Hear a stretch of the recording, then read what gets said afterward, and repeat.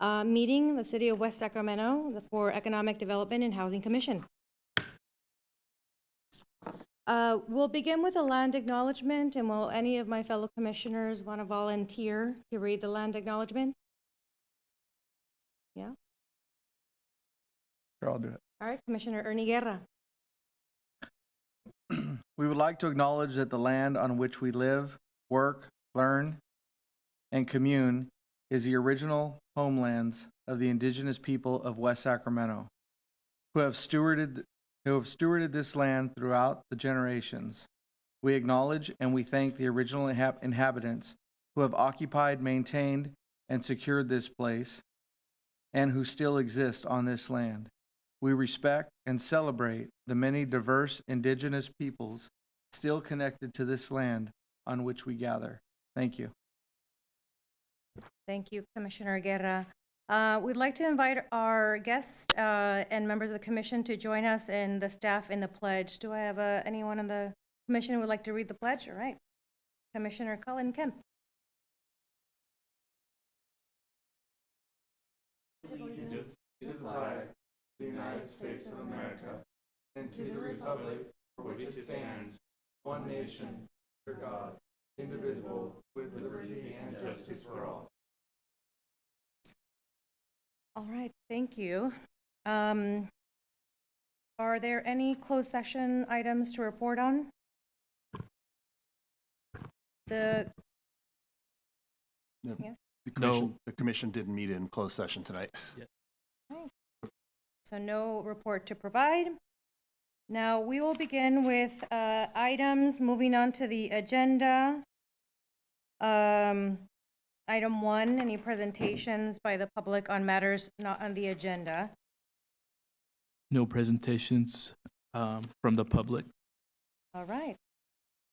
So we'll move on to presentations for the evening.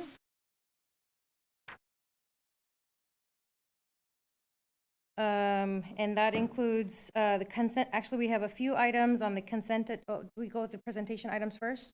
And then the consent agenda? Yes, consent agenda. All right. So we would like to invite Isaiah. No. So first we're going to do the minutes. We would need a recommendation on the consent calendar and the second, and then you can take care of both items at once. Yes. All right. Does anybody need additional time to read the minutes?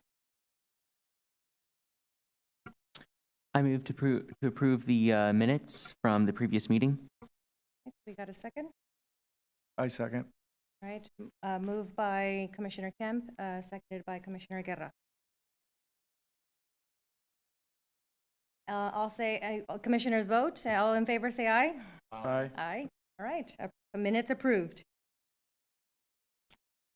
All right, so next item on the agenda is consideration of Resolution 26-1, setting the time and date for the 2026 and 2027 regular meeting of the Economic Development and Housing Commission.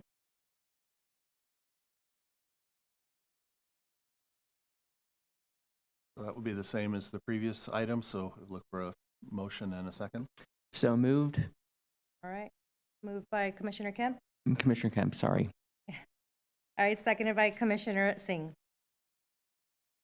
All right. Are there any questions? All right, all right, there's commissioners here on the dais. All in favor, say aye. Aye. All right. All right, move on to the next item. All right, thank you for your patience. This is my first time chairing the commission meeting. All right, can you help me walk through the next items that we need to run through the commission? All right. So your next item is. All right, moving on. Yeah, your next item is the public hearing. Item number 4, the yes. public hearing, which is consideration goals for the 5-year consolidated plan. We've got some hefty items in our packets.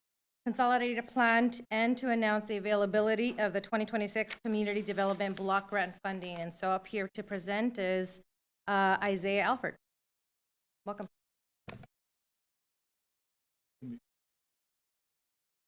I'm not sure why it's playing right now.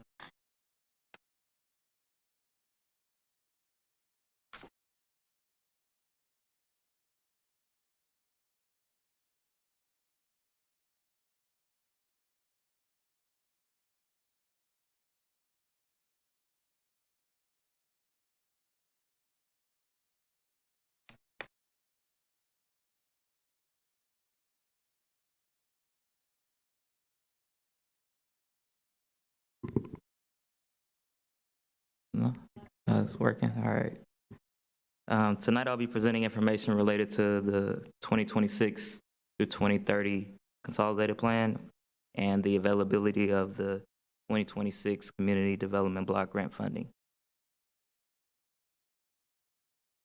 So the purpose of this public hearing is to announce the proposed goals for the new 5-year consolidated plan and to announce the availability of the 2026 CDBG allocations. After the close of the hearing, we will also receive comments and questions on the proposed goals for the new 5-year consolidated plan and for the proposed activities for the 2026 annual action plan. And lastly, we'll be proposing an amendment to the citizen participation plan. So what is CDBG? CDBG stands for the Community Development Block Grant, which is a federal funding source directly from the U.S. Department of Housing and Urban Development, known as HUD.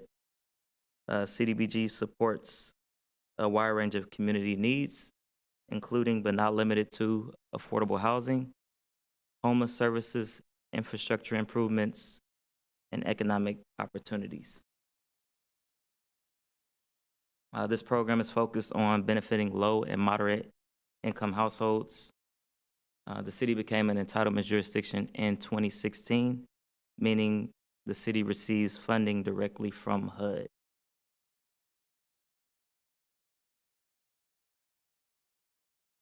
So here are some HUD requirements. All CDBG funded activities must meet at least one of 3 national objectives. The first national objective benefits low and moderate income households with a minimum of 70% of the funds meeting this goal or this objective. The second is the elimination of slums and blight. The third addresses urgent needs such as emergencies. HUD also places spending limits on CDBG funds. Public services are capped at 15% of the allocation, and administration and planning are capped at 20%.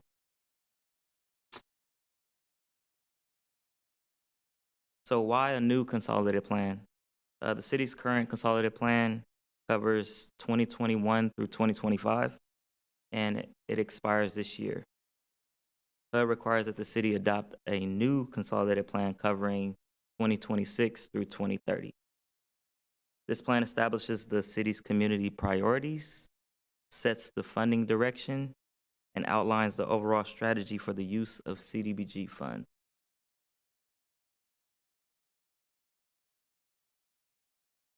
So here's an overview of the upcoming 5-year consolidated plan. It's shaped by the evaluations of the needs of low-income persons and neighborhoods in which they live in. The analysis uses HUD data, census data, and other available sources, along with community engagement, public meetings, and community needs survey. The result is a 5-year plan that identifies priority needs and establishes 5-year goals. And from this plan, the city develops an annual action plan, which I will discuss later in the presentation, which includes annual goals and funding allocation.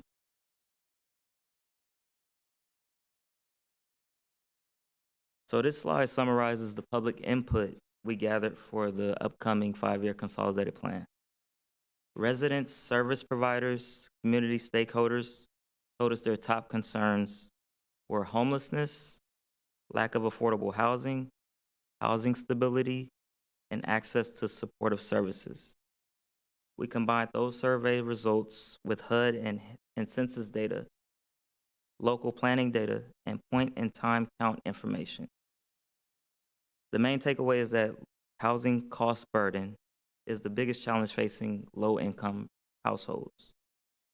These findings will help shape the priority needs, goals, and strategies for the upcoming consolidated plan. So with that, we have a proposed set of goals for the upcoming plan. These goals include providing supportive services for homeless persons, expanding the availability of low-barrier housing, reducing housing discrimination and evictions, supporting affordable housing opportunities, and supporting housing stability for people exiting homelessness.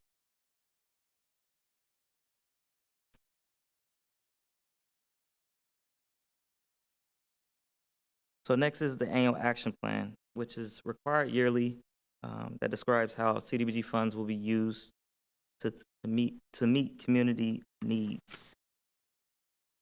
This plan includes proposed projects and activities and funding allocations. The purpose of the annual action plan is to ensure that the CDBG funds are used in alignment with the city's consolidated plan and HUD requirements, specifically the consolidated plan goals. So here are some eligible uses for CDBG funds. It may be used for eligible activities that serve low and moderate income households, including public services, but public services are capped at 15% of the total allocation, public facilities, public infrastructure, economic development, and affordable housing.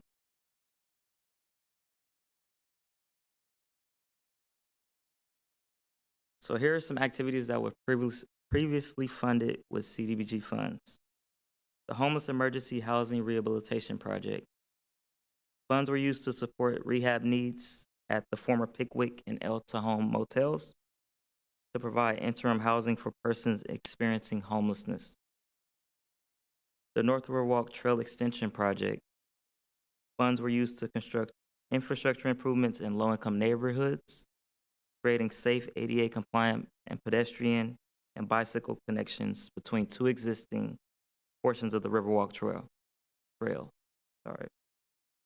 Washington and Project Lighting and Safety Project. Funds were used to improve pedestrian safety and driver visibility through the Washington and Project neighborhoods by replacing and updating street lights and traffic signals, benefiting low-income residents in Census Tract 101.01. Fair Housing Services funded Fair Housing Services and our consultant, including discrimination compliant assistance and community education. And homeless supportive services have been funded to support case management at the emergency housing sites. These projects illustrate how CDBG funds supports a variety of community needs. So how are activities selected? When selecting activities, the city considers several factors. Activities must serve residents in low-income neighborhoods, be ready to move forward within a program year to meet our CDBG timeliness tests and requirement, and leverage other funding sources when possible. So we haven't received our funding allocation as of today, but we anticipate receiving the amount similar to last year's, which is $546,333. We also anticipate receiving program income in an amount of $30,000, and this results in a total of $576,333 for the 2026 program year. These are estimates based on last year's allocation, and when we will receive our grant award, we will adjust these numbers accordingly. Can I ask you a question, Isaiah? The CDBC grant, that's the federal grant, and what's program income? How do you generate that? We receive program income from repaid housing loans.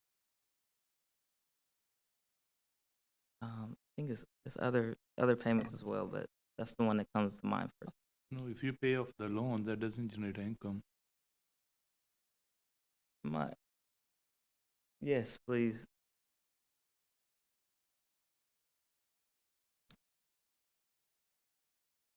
Hello, my name is Louise Collis. I'm a consultant assisting with the development. of the consolidated plan this year. And I worked for the city for many years, so I know many of these loans. In years past, prior to becoming entitlement, the city received CDBG funds through the state Small Cities Program. And so we used state CDBG funds. We did owner-occupied housing rehab loans for low-income people to rehab their homes. We also did homebuyer assistance loans for first-time homebuyers. And so those loans are deferred. They don't make payments on them, but when the house is sold or transferred, the city gets that loan money back. And it goes back into our CDBG program. It must be continued to use for CDBG eligible project, and HUD calls that program income.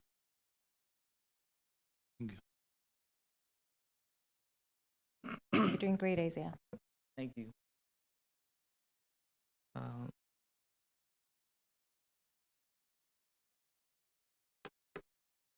So here are the proposed activities for the 2026 Annual Action Plan. The Homeless Emergency Housing Rehabilitation Project for the Westwood has a proposed funding of $385,118. This activity is expected to continue in order to address remaining and future rehab needs, including safety and security improvements such as ADA compliance, a security gate, lighting, and cameras. The Homeless Supportive Services will provide case management for residents at these emergency housing sites, as well as future sites. And administration and planning will support HUD reporting documents, environmental reviews, and overall planning efforts. So these efforts supports the city's goals related to homelessness and housing stability and meets our national objective.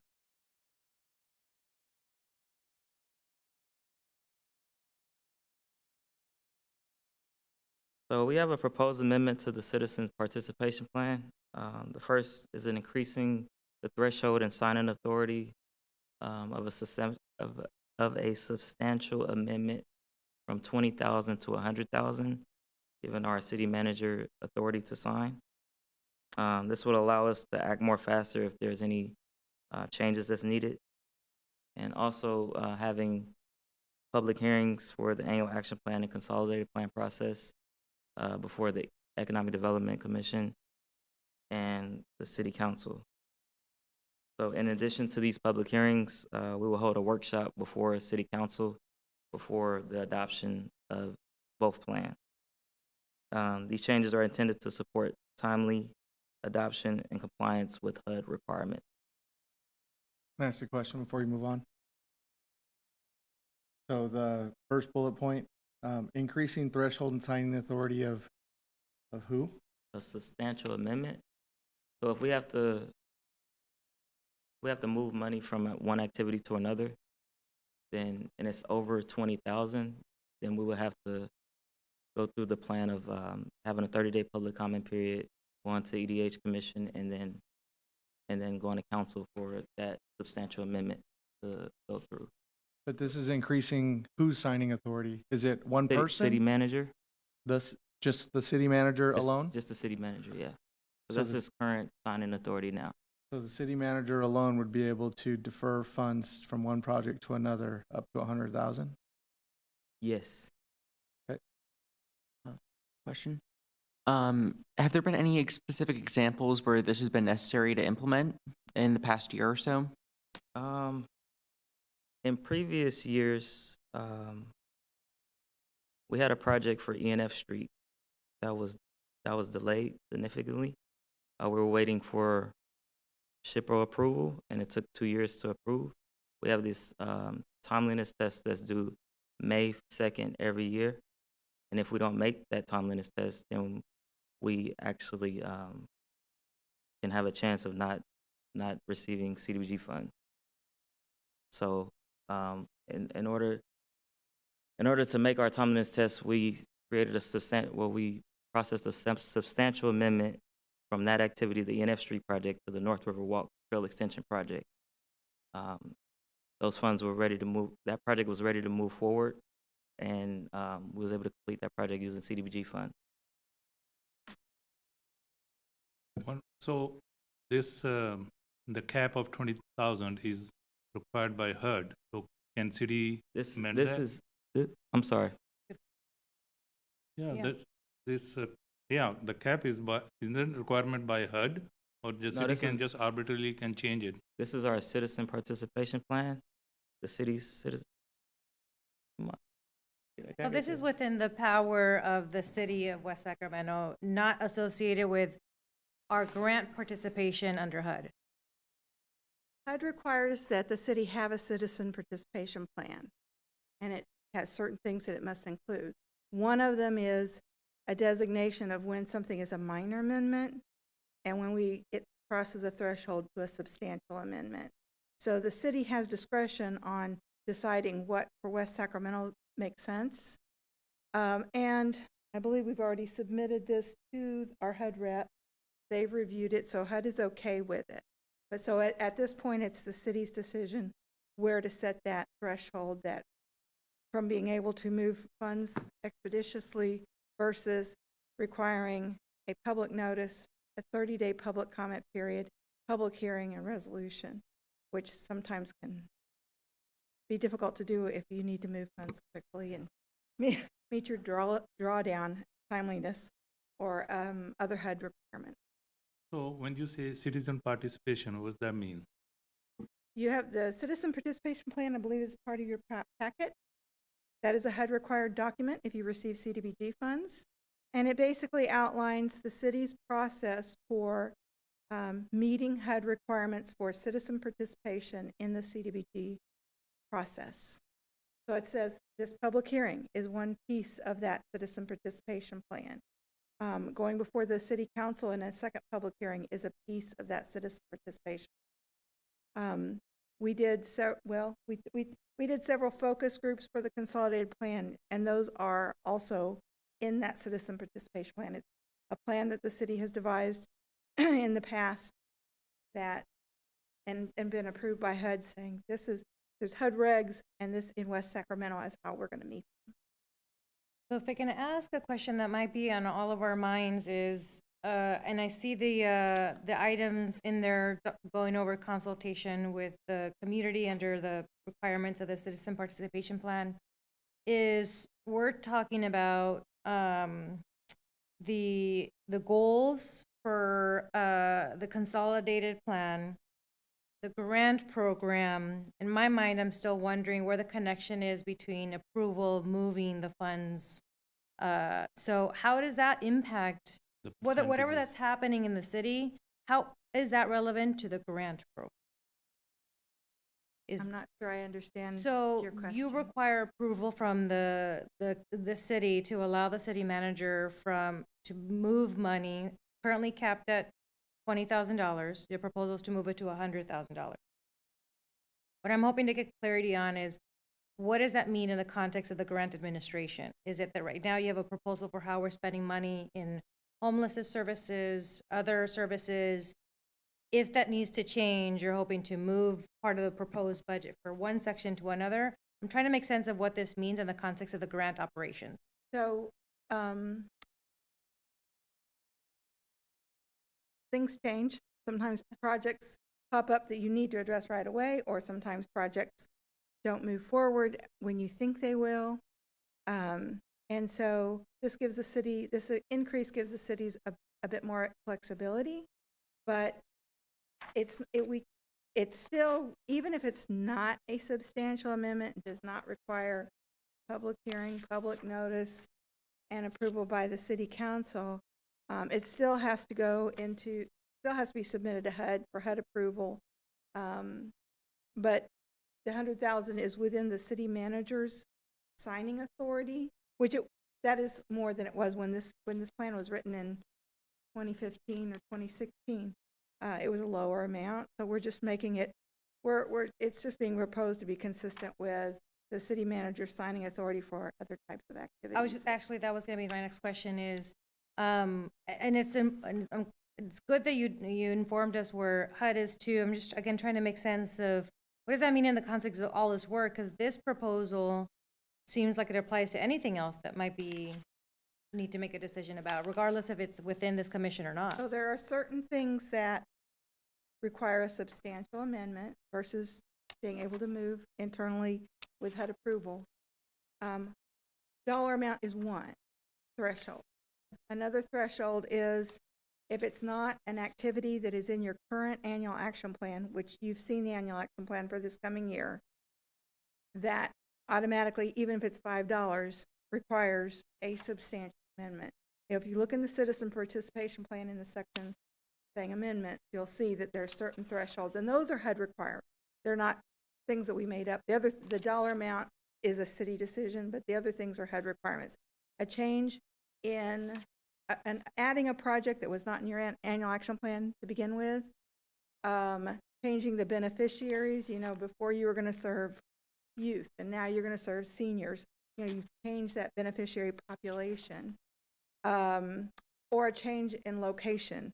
We were going to build something over here on 5th Street, and now we're going to put it over here on Reuter Drive, or, you know, a change in location is also requires a substantial amendment. So this is one of several thresholds that would require a substantial amendment.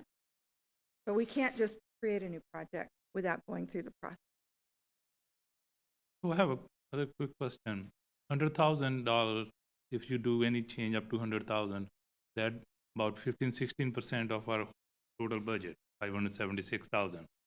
So if you do that, it will change your percentage to 4 goals that specified by HUD. So how that meet the So- requirement? So I'm not sure if you're talking about the caps or the goal. No, the goals? caps. How much The percentage caps, of money yeah, we can could be? never move anything over we can't move anything in the direction that would affect the cap. So percentage you won't change. You can't change those. No. Like 70% goes to the low income housing or whatever. Yeah. Part of the 4 goals. But, you know, Isaiah's example of moving a project, a public facility project on E Street to a public facility project along the trail, that doesn't affect any of the caps. The caps are only on public services, which are service activities, and general admin. So if we said, well, we were going to do a park project and now we're going to put it into services, moving money into services, you would have to really, you would not be able to move any more than what is allowed under that 15%. So,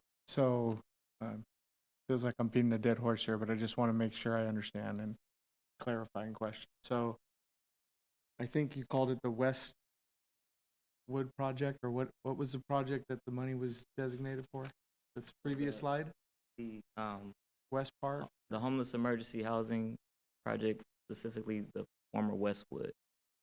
So that's where we're gonna put cameras in, ADA. some So other the things. current, for Yeah. sure. The current 2025 annual action plan is funding that project right now. Okay. So it's going to need more rehabilitation needs on the next grant funding. So we're just continuing. Got it. to So as fund an that example, project. we designate this money for that project, and something happens in that project where it gets stalled, and we're not gonna be able to finish it in time. This gives the city manager signing authority up to 100 to divert funds from there and maybe move it to another project that meets HUD specifications, but that will be able to be completed in a timely manner, where maybe this one wouldn't. Yes. Is that accurate? Okay. You can move funds at any time during the year with a substantial amendment. Right. Public notice, 30-day public comment period, public hearing before the city council on a resolution.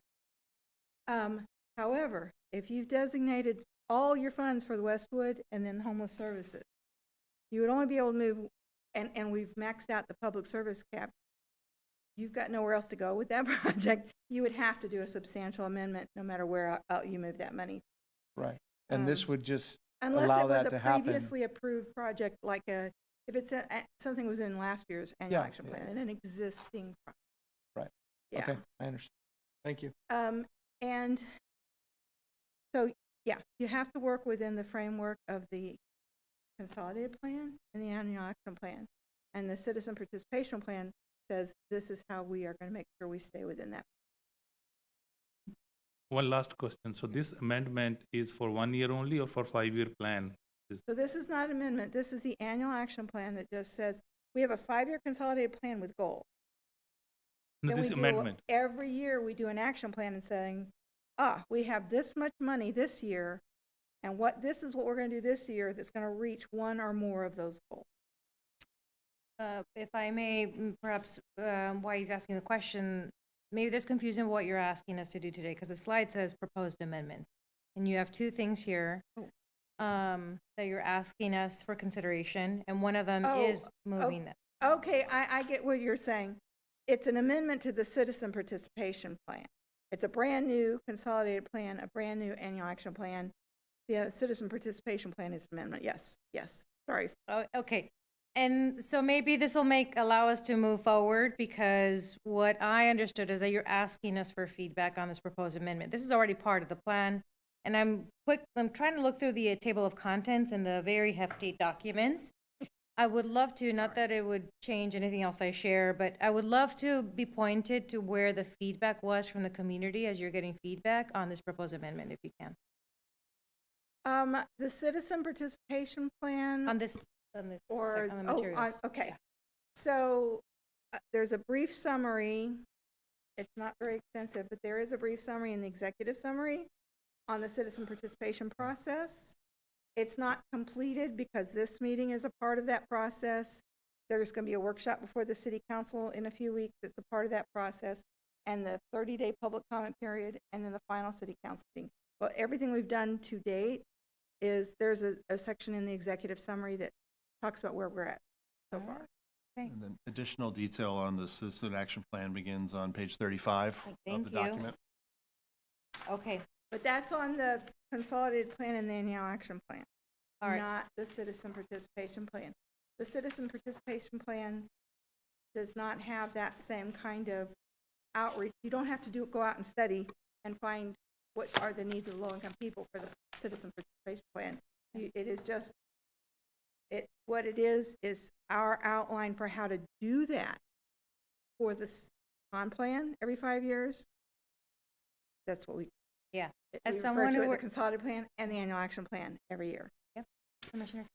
Thank you, Chair. I do have a question on the amount. When was the amount last raised, and what was it raised from, and what was it raised to? I mean, obviously it was raised to $20,000, but what was it That is the previously? original amount when we did the first citizen participation plan. In 2015? When the 2015 in preparation for the city's first year of entitlement in 2016. All right. Well, thank you for answering those questions. I work in state government, so I know how slow things and challenging it is to move some things when in this process. So always open to flexibility. I think some of the questions they're stemming are just also around transparency, right? Like moving funds. That says a lot in the eye of the public. So just thank you for answering those questions.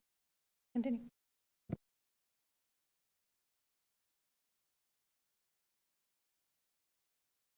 So this slide summarizes the timeline for the developing 5-year consolidated plan and the 2026 annual action plan and amendment to the citizen participation.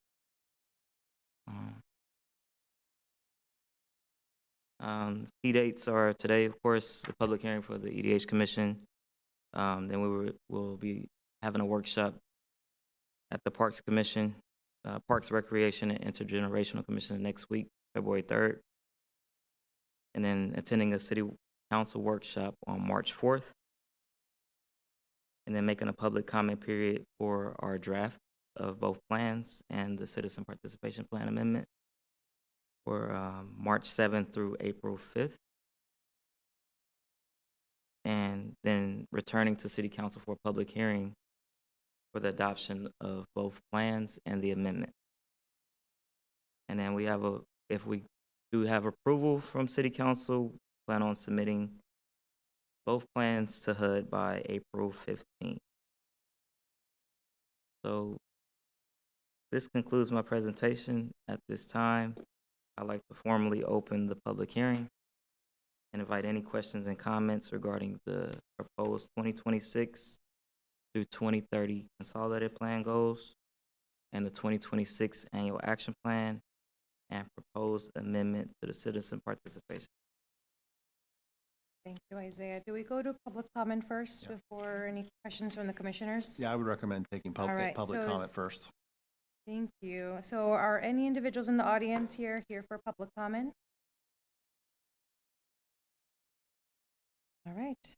And so do we have any questions or additional questions or comments from the commissioners? Yeah. Commissioner Singh and Commissioner Kemp.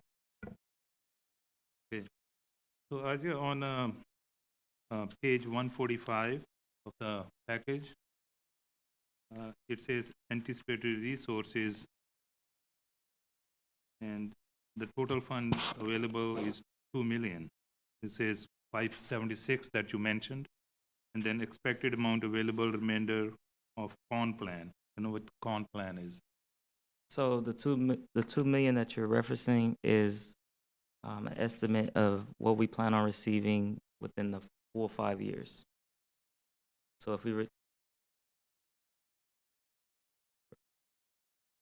Yes, so what that figure represents is essentially what you would have available potentially in years 2, 3, 4, and 5. So 576. Yeah, times five. assuming we would spend expend the approximate 550 in year one.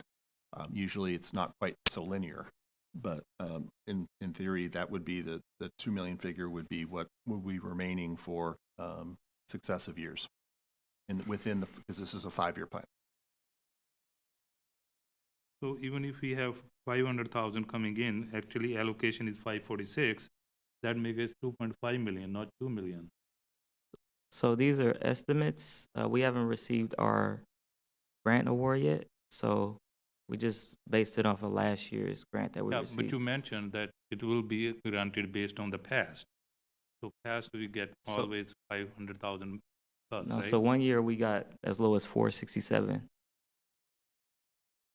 So it's a arbitrary number, 2 million. It could be more, could be less.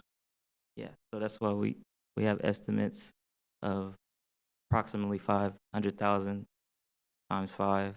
Okay, that's fine. What's a con plan? That's what I'm referring to. CON. It says con plan. Consolidated plan is Oh. what I've referenced. Okay. And then on page 146, it says in 2008, city sold a parcel of land to the developer of West Gateway Place. So you know how much they sold for and where the money went? For West Gateway Place Phase 1, Yeah. I don't For have development that. of 77 units.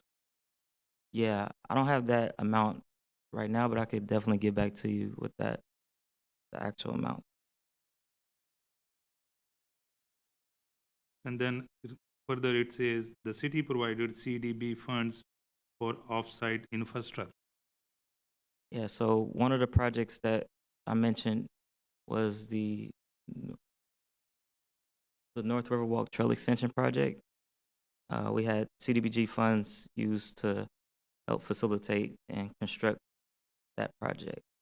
Those units, huh?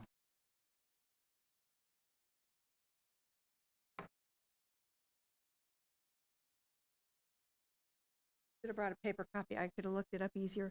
If it says off-site infrastructure, it's talking about West Gateway Place. So off-site infrastructure is everything that's not on the direct site. So sidewalks, that's in the public right-of-way. It's anything that's in the public right-of-way versus the actual site. So sidewalk, sewer hookup that are, not the lateral going directly to the building, but going to Okay. the main sewer line. So that was that site didn't have anything on it. So they had to build everything for the infrastructure. It was quite expensive. So $2 million in CDBG funds. We had a lot of CDBG because this was before we became entitlement, and we had been through the state program, and we had been accumulating a lot of program income over the years that had to be, and we put it in that project. I have two more. Okay. on- A few more questions and then.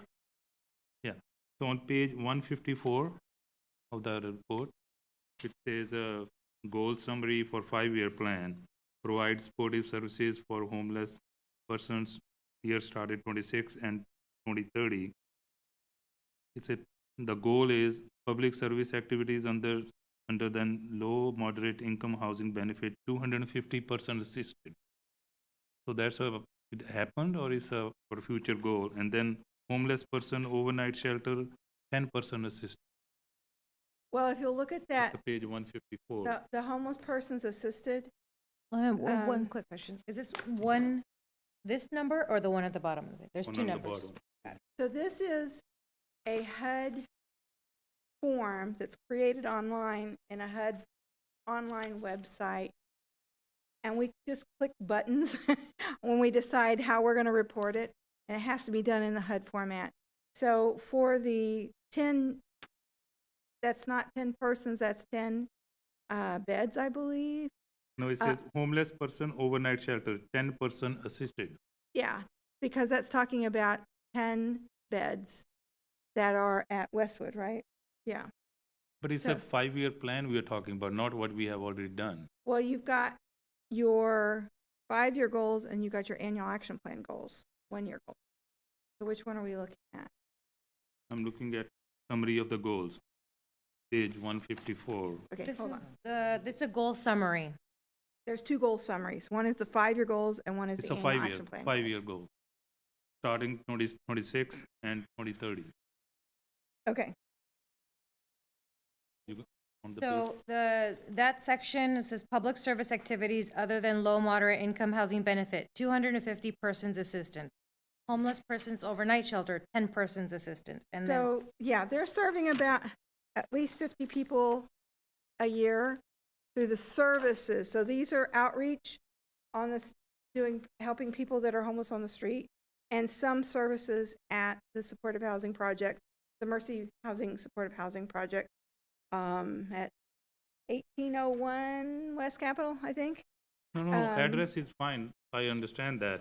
I'm just Mm-hmm. talking about this is a future plan from now till 2030. So how you know you're gonna, in 5 years, just 10% assisted and 250% assisted, and then the expand access to low barrier housing, 10 beds and 5. I'm just, So Not sure. the overnight shelter is the number of units that will be rehabbed at the Westwood.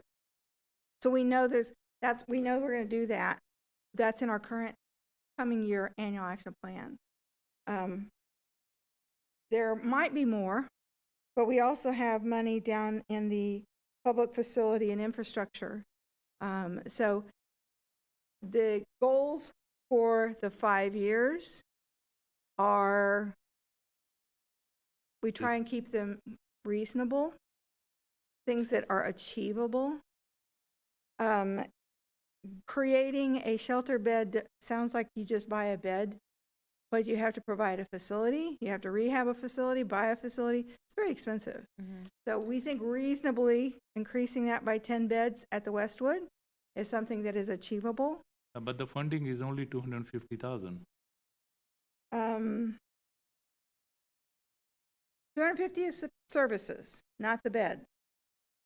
no, the section, Oh, I'm the sorry, you know what, grid I'm sorry. outlines funding you're expecting is Those beds 250K. are under the services section, sorry. Low barrier shelter, the number 2 is Westwood. So the homeless outreach team, the community, I can't remember the name of it, they're out of the police department, that go out and the outreach program from the police department, they go out and they work with people that are unsheltered. They do have access to some of their funds, they take a small amount, and they'll put someone in a shelter bed for a few nights, or not a shelter bed, but like a motel. They do kind of like motel vouchers.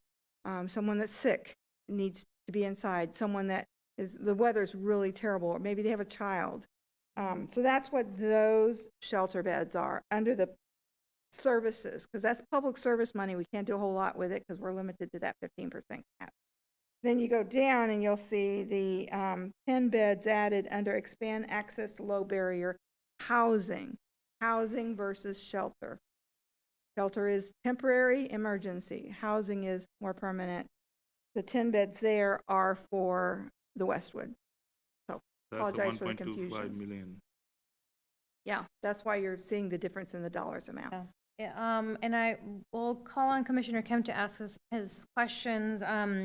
But if maybe this, the discussion, the questions is any indication of like maybe what to expect for when you present it to the city council, it's just, there are a lot of questions circling about, the great need that you started with, Isaiah, is that there's tremendous need in housing affordability. There's this grant that we have gotten, hoping to get again, expecting to get, to support, again, tremendous need. And so what I'm picking up on what Commissioner Singh is saying is how maybe additional details, and I know the pages beforehand, additional details on steps taken to achieve those goals, recognizing that the funding is not a lot, right? And so, especially when we're talking about adding beds, you don't have to answer that question now, but this is just the questions that are circling Come for on, us come on. as community members. Yeah, just remember that this consolidated plan says the city has other pots of funding, other grants we can apply for. We have Measure, which one is it? Measure O? Measure M? It's in the plan. Measure E, there we go. You know, we have other pots of funding that are often more flexible than the requirements that are on these federal funds. So where do these federal funds fit within all the goals in the city for addressing homelessness, affordable housing, and the needs of low-income neighborhoods and individuals? We have this little pot of money, where does that fit within the larger scope? So these goals are not the city's goals for everything. These goals are for this little pot of CDBG money. I understand. Yeah. And because it's federal funds, there's very stringent environmental review requirements that make it very difficult to use for certain things. It cannot be used for the construction of new housing. That's a HUD restriction. There's just a number of things that can't be done with this money or can't be done easily. So we try and find things that are a good fit for the You're CDBG. restricted in how you use those dollars, but you can use other funds from other pots. Absolutely. And I think West Sacramento does a really good job of being efficient with the money, not trying to make things more difficult or use more staff time than necessary. So we choose things for CDBG that are a good fit for CDBG and are still effective. The city has many tools, and this is one of many tools. Yes. So I encourage you to look at this both in itself, but also as part of a larger picture of how these things happen, because 500 and something thousand a year would not have gotten us many of the improvements that have occurred, including just mere acquisition of the motels and the Or beds. capital outlay, making space for the, beds, whatnot. Yeah, so this Thank is you. one piece of a larger puzzle, but it is, as Louise says, we do have some guardrails on it. So we're trying to be as efficient as we possibly can to get the most out of that $540-something thousand, which is a lot of money without a doubt. But it would only go so far if that's all we had. And the structure of this document, like I said, we have to do it through an online HUD system. So all these questions, we have to have an answer for each of these questions, even if it's not relevant to the situation in West Sacramento. So it's really easy to get lost in the details in this document. I realize that. This is the exact same plan that Sacramento has to do for $26 million, that LA has to do for like $150 million. We have to do the same analysis and the same plan. But the amount of money we have is small, and we try and keep it in projects that are achievable and effective. All right. Commissioner Kemp? So, thank you very much for that explanation. I do have a question that's been burning since we mentioned the term federal, and that is, have there been any major or substantive changes to federal guidelines on the issuing of CBDG funds since the start of last year? Yeah, that's a great question. There was actually a freeze on CDBG funds, but that was later uplifted. Our HUD rep mentioned that we could start spending funds, but that was when the government shutdown happened last year. Does that have anything to do, or federal changes, anything to do with the delay in the funding? Correct? Can you ask that one more time? Sorry. You said the funding has not come in yet, but you're expecting it? Is what's happening in, with the evolving federal changes has anything to do with the delay? Not, Finding out our allocation amount, yes, Congress hasn't passed a budget, so HUD can't split up the money. So Congress has to pass what they call the T-HUD, the Transportation and HUD budget. Currently, in its current version, and that could change, but in its current version, CDBG is funded at the same level as last year. Now, once HUD gets it, then HUD decides how it's divvied up between however hundreds of cities and counties.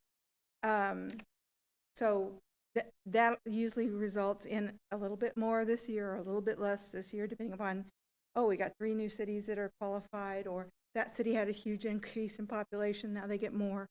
So how the pie is divided up by HUD can change a little bit. So unless, Congress has to pass a budget, we don't know what's going to happen until they do, and then HUD takes it. So yeah, we've got months yet before we will have a number. In the current version, it's going to be similar, but that. Well, yeah, Isaiah? and we typically receive our award letter around May. Still some time, and advocacy would be important. All right, any other questions? Can you put up the slide with the goals for the next 5 years?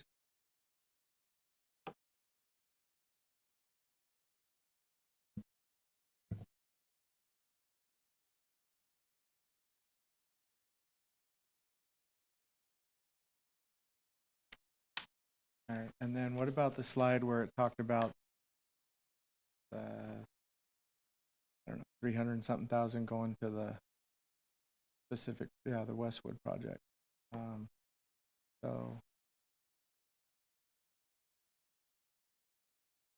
this is the current, those were the goals, and this is the plan for this money, Correct. for this allotment of money. Yeah, so for Okay. fiscal year 2026. Okay. So, look, just a comment, not a question, but I know it's been said a couple times that this is a small amount of money, and it is a small amount of money compared to the totality of money that we spend on projects and services like this. And I'm glad that we spend a lot of money on projects and services like this, because it's they're valuable projects and services. But when we have a public hearing like this, and go through all the processes and steps to get it to final approval, and then when we have something where somebody has signing authority to change it without going through that whole process, we get sensitive about it, right? Whether it's perceived as a small amount of money or a big amount of money. This could be $385 million, not 385,000, and I would feel the same way about both.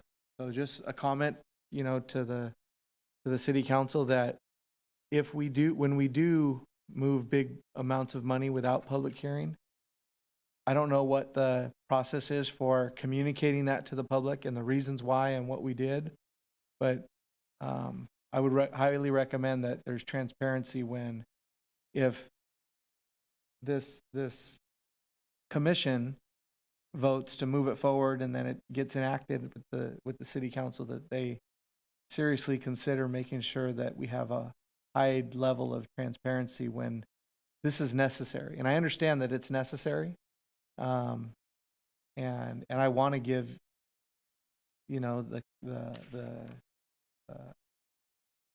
the city the flexibility to do what they need to do to get the job done, right? So that's just a comment, that it would be really nice if they make sure that they build transparency in that process. Thank you, Commissioner Guerra. This is very minor, and I don't know where the discrepancy is on this slide or on the page 11 of our materials. For the administration and planning, the 20%, the written materials say 109,266. This is 109,266. It's $1. Doesn't really make a difference, but it's off. Just wanted to point that out in case you needed to fix it. Yeah. Commissioner Kim? Thank you, Chair. I would also like to second the sentiments of my fellow commissioner on the matter of the transparency of funds. Obviously, you know, I am fine knowing that we have a city that does a really great job with spending money and making sure that we are in the positive, which is not the case for a lot of cities here in California. However, the funding amount has gone from the price of a 5-year-old Toyota Corolla to down payment on a house, and it's a very big jump. And it's just going from 0 to 60 really quickly, and I just want to point that out. It just makes me a little bit uneasy, but because even though we do have a good city council, we might not always have that city council. So, just wanted to make that known. Yes.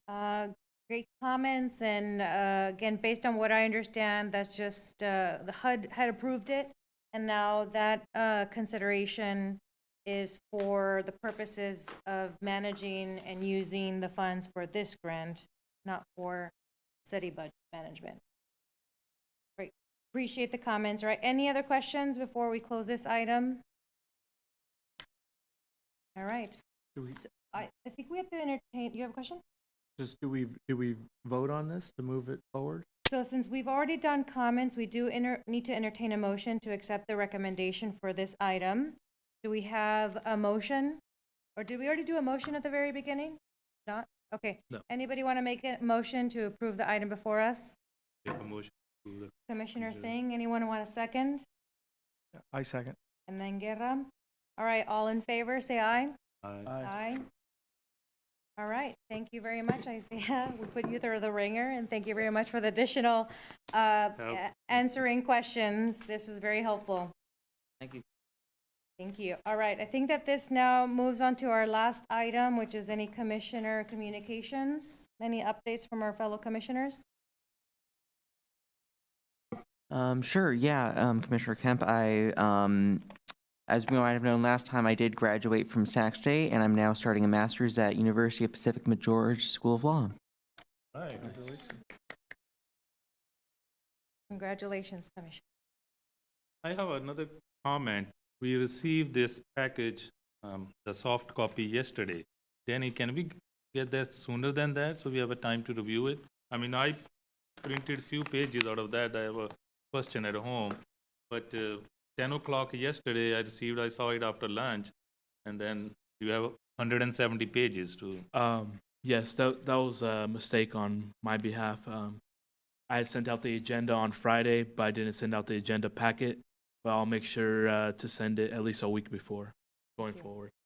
Or sooner if it's available, that we can have it. I at think least. it might be, But what's the statutory requirement to post all the agenda materials on the website? It was posted on Friday, 72 hours, more than 72 hours before. Okay, well, thank And you. the agenda was posted at City Hall, also in the bulletin board out front. No, but can we as a commissioner can get it prior to that, or is just a? We won't, we have to follow the, if someone can correct me on this, but we won't be able to get the materials until they're posted for the public, and we are members of it. Well, we can, when we have, more substantive items like this one, we certainly can endeavor to get the packet out a little sooner than typical, so that you do have more time to digest, a more voluminous amount of material. Sometimes, items may be a little thinner than this and maybe not require too much time to digest. But in a case like this one, in an ideal scenario, we would have given you more time to review those materials. So that is something what we will certainly endeavor to do for subsequent meetings when we have, a big packet. Thank you, and thank you for the suggestion. I try to read as much as I could. Or even perhaps making some slight updates to the slide deck to follow along some of the major components of what are there for us to consider. No, that's very reasonable request. Thank you.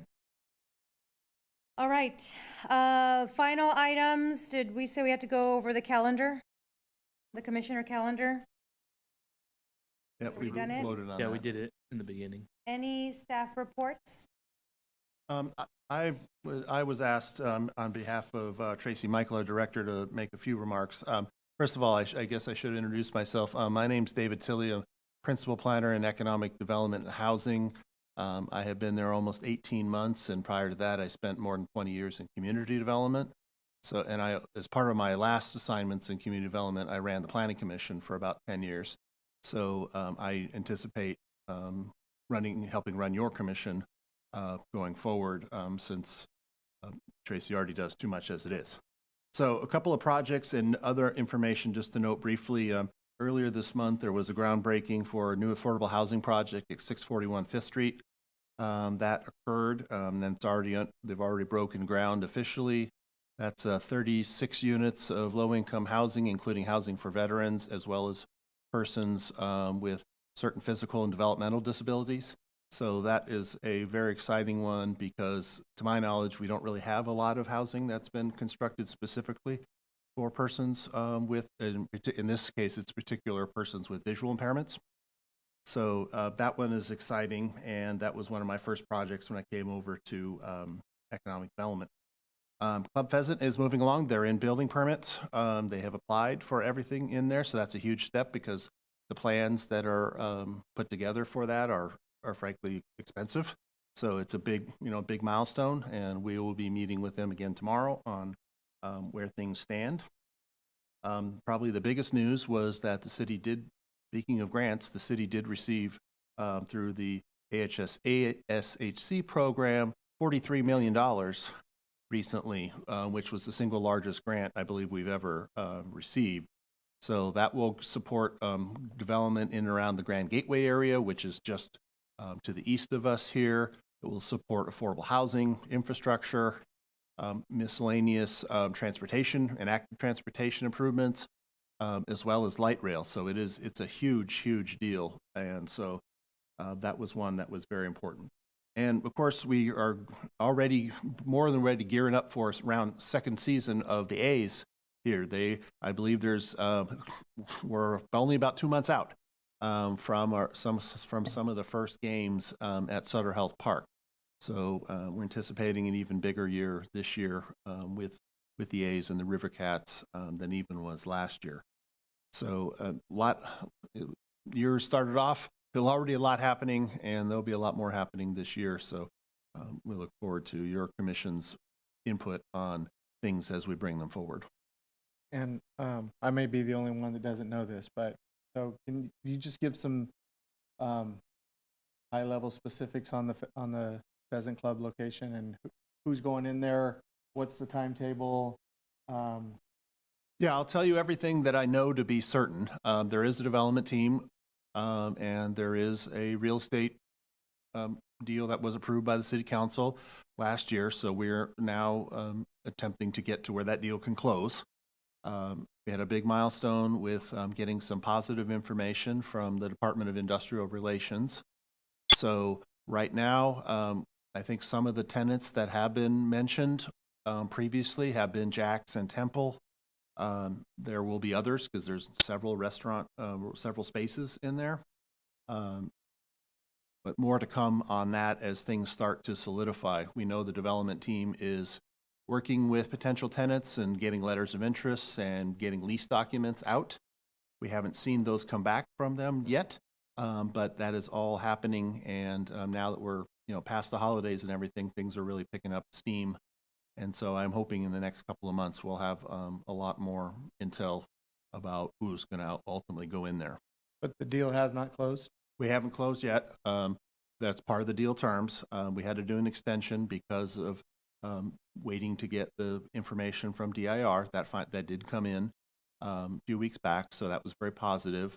So in my mind, there isn't anything standing between getting to a close. And that was the biggest thing, but the partnership that would be acquiring it has to go through their paces and make sure that it's a deal that can work. But it's all moving in the right direction, and that's what we're all looking.